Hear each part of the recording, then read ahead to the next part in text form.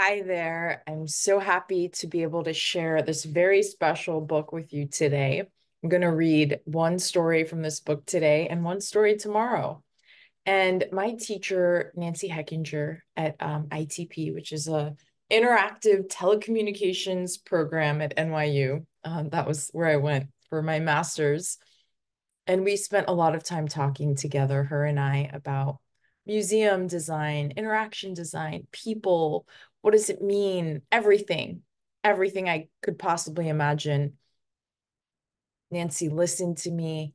She was so patient with me. She was such a wonderful teacher and is such a wonderful teacher. In any case, she shared two stories from this book with me, which I feel like it took a really long time for it to land for me. But the essence of these stories are really about, for this particular story, Fatima, the spinner and the tent, is really about how you handle adversity and how our difficulties are meant to grow us. How our difficulties are meant to grow us. Okay, so that's pretty deep, and I'm going to share the story. I hope you enjoy it as much as I love it. Okay, so what I'm going to do is I will read a little bit of the story. I might stop in the middle. I don't know because I'm just playing with this and we'll see. But really, I just want to share the story of Fatima, the spinner, and the tent. It's only 3 pages. So it's a 3-page story. I'm going to start. And I'll add my own little bits and bobs just to make it more interesting. Once upon a time, in a city in the farthest west, there lived a girl called Fatima. She was the daughter of a prosperous spinner. One day, her father said to her, "Come, daughter, we're going on a journey, for I have business in the islands of the Middle Sea. Perhaps you may find some handsome youth in a good situation whom you could take as husband."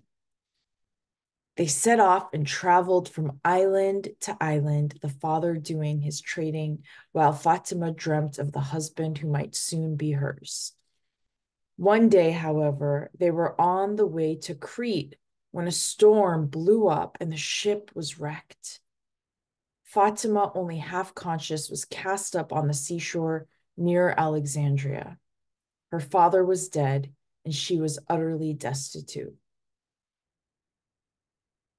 She could only remember dimly her life until then, for her experience of the shipwreck and her exposure in the sea had utterly exhausted her. While she was wandering on the sands, a family of cloth makers found her. Although they were poor, they took her into their humble home and taught her their craft. Thus it was that she made a second life for herself. Within a year or two, she was happy and reconciled to her lot. But one day, as she was on the seashore, for some reason, a band of slave traders landed and carried her along with other captives away with them. Wow, so this is the second big thing that's happened. Her, although she was bitterly, although she bitterly lamented her lot, Fatima found no sympathy from the slavers who took her to Istanbul and sold her as a slave. Her world had collapsed for the second time. Now it chanced that there were few buyers at the market. One of them was a man who was looking for slaves to work in his woodyard, where he made masts for ships. When he saw the dejection of the unfortunate Fatima, he decided to buy her, thinking that in this way, at least, he might be able to give her a slightly better life than if she were bought by someone else. He took Fatima to his home, intending to make her a serving maid for his wife. When he arrived at the house, however, he found he had lost all his money in a cargo which had been captured by pirates. He could not afford workers, so he, Fatima, and his wife were left alone to work at the heavy labor of making masts.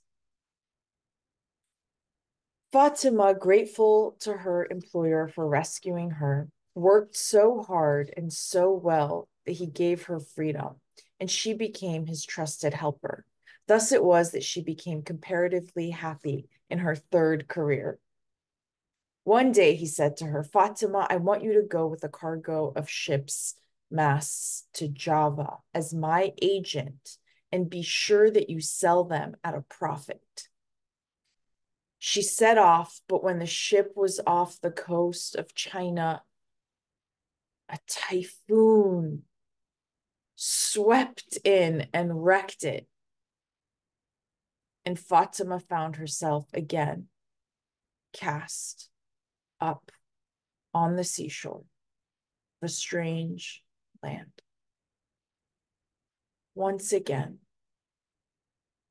I have goosebumps actually. Once again, she wept bitterly, for she felt that nothing in her life was working in accordance with expectation. Whenever things seemed to be going well, something came and destroyed all her hopes. Why is it, she cried out for the third time, that whenever I try to do something, it comes to grief? Why should so many unfortunate things happen to me? But there was no answer. So she picked herself up from the sand and started to walk inland. Now it so happened that nobody in China had heard of Fatima or knew anything of her troubles. But there was a legend that a certain stranger, a woman, would one day arrive there and that she would be able to make a tent for the emperor.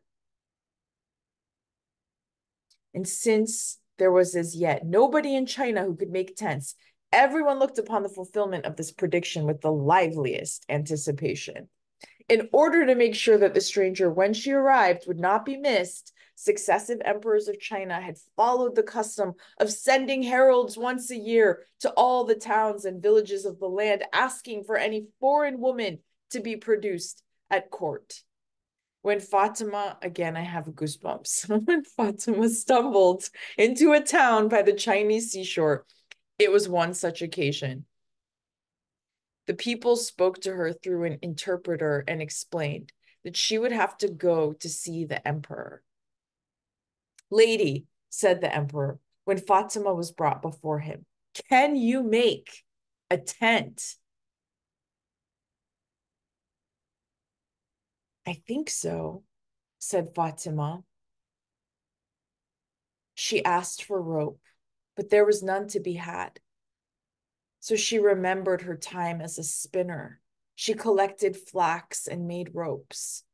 Then she asked for stout cloth, but the Chinese had none of the kind which she needed.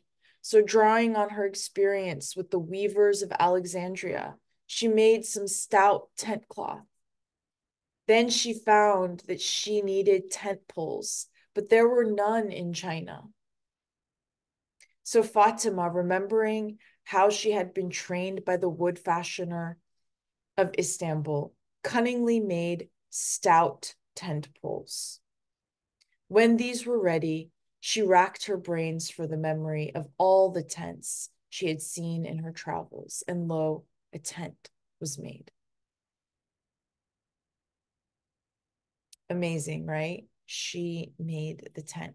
When this wonder was revealed to the emperor of China, he offered Fatima the fulfillment of any wish she cared to name.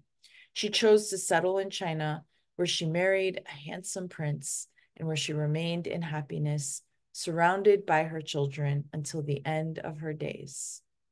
It was through these adventures that Fatima realized that what had appeared to be an unpleasant experience at the time turned out to be an essential part of the making of her ultimate happiness.